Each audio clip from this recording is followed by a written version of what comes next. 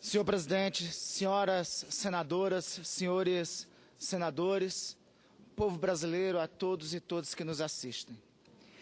Há mais ou menos 2 meses, nós votamos nesse plenário o afastamento da presidente eleita.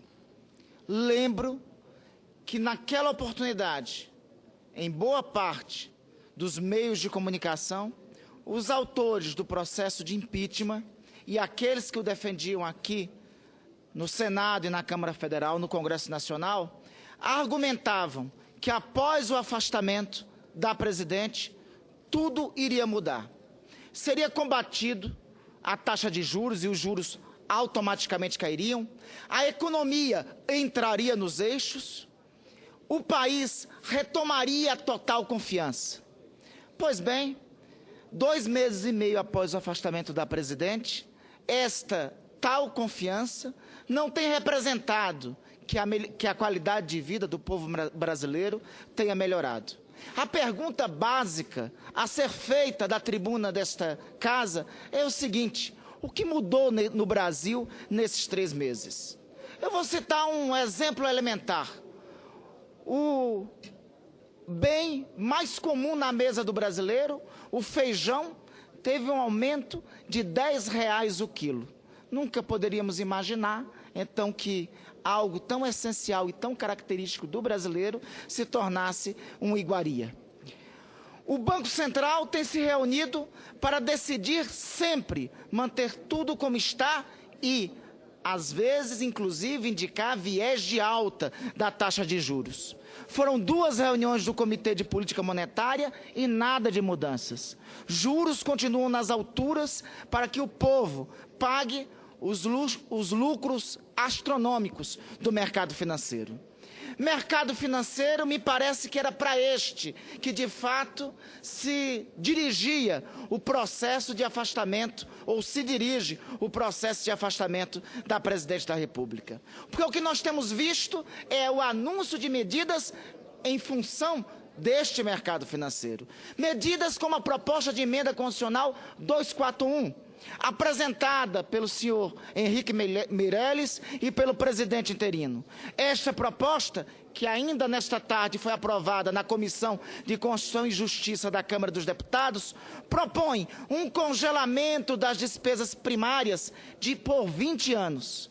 Desta forma, com esse congelamento, os juros ficariam liberados, mas os investimentos, que alguns chamam de gastos, com educação, saúde, previdência, assistência social, segurança pública, ciência e tecnologia, enfim, com tudo que é necessário ao brasileiro, seria congelado. Ou seja, somente libera-se os juros em função de atender o mercado financeiro.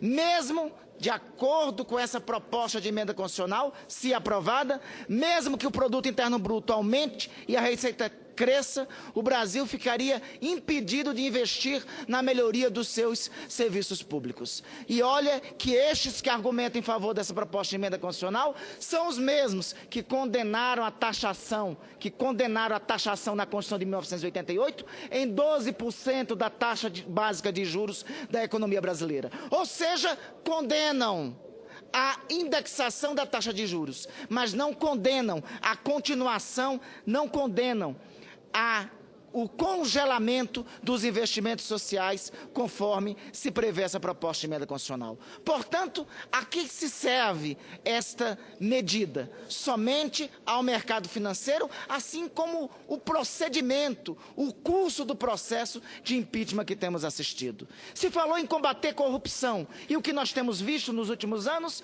é a citação e envolvimento de membros do governo interino com a chamada Operação Lava Jato e a última das citações do próprio presidente interino na colaboração premiada do seu Marcelo Odebrecht, tendo ele recebido 12 milhões de reais de recursos provenientes do esquema da Petrobras. Veja o que é que diz o Marcelo Odebrecht no seu depoimento, é que foi achacado pelo presidente interino e pelo atual chefe da Casa Civil do governo. O presidente interino, uma de suas primeiras medidas, qual foi? Extinguir um órgão essencial no combate à corrupção, que é a Controladoria Geral da União, e substituir por um nome, inclusive, criativo: tráfico. Isso resultou, inclusive, no envolvimento do então primeiro-ministro desta corregedoria com denúncias contra ele. Veja, senhor presidente, o que passamos a conviver com novos, velhos fantasmas. É anunciado uma reforma trabalhista para cortar direitos dos trabalhadores, é ameaçado o Sistema Único de Saúde, inclusive o ministro da Saúde diz que o Sistema Único de Saúde, conforme está previsto na Constituição, não cabe para o país. Há uma ameaça de uma reforma previdenciária, retirando direitos sociais básicos e direitos adquiridos dos trabalhadores brasileiros, há ameaça de cortes em programas sociais, enfim, o famoso fatídico ajuste fiscal, operado anteriormente pelo ex-ministro da Fazenda do governo Dilma, que não teve força para executá-lo, agora é implementado. É um ajuste contra os direitos conquistados pelos trabalhadores. É um ajuste contra a legislação trabalhista conquistada nos anos 1940. É um ajuste contra a Constituição de 1988. Se falou que o governo interino era para combater o déficit. O que é que nós temos visto? A meta de superávit, o déficit anunciado, aprovado na Lei de Diretrizes Orçamentárias, salta de 96 bilhões de reais para 170,5 bilhões de reais. 73,8 bilhões é o aumento do déficit primário proposto pelo governo interino em relação ao que foi apresentado pelo governo Dilma. Então, eu lhes pergunto, a que serve este processo de impeachment? É um processo que serve anunciado ao povo como mudança de rumos e, na prática, como um ato contínuo de retirada de direitos sociais e de direitos dos trabalhadores. A que serve um processo que diz que é crime, um ato que até mesmo a perícia técnica do Senado Federal e o próprio Ministério Público Federal não apontam que não é. Eu não canso de destacar, já tentaram me convencer do contrário e não conseguiram, senhor presidente.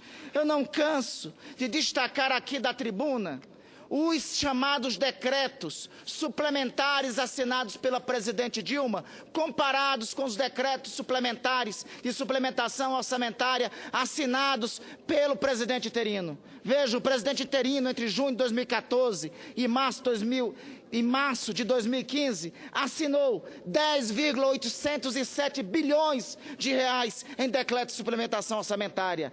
A presidente Dilma assinou no mesmo período 2,3 bilhões. Ora, se a presidente Dilma tem que ser afastada, o presidente interino tem que ser 4 vezes afastado, porque 4 vezes mais ele assinou suplementações de decretos decretos de suplementações orçamentárias. Ou sendo, se é crime o que foi cometido pela senhora presidente da República, é 4 vezes mais o que foi cometido, o que foi alegado e alentado como crime por parte do presidente interino. Senhor presidente, a conta a ser feita do crime, se for por esse plenário, é esta. Não pode este plenário julgar com pesos e medidas contrárias.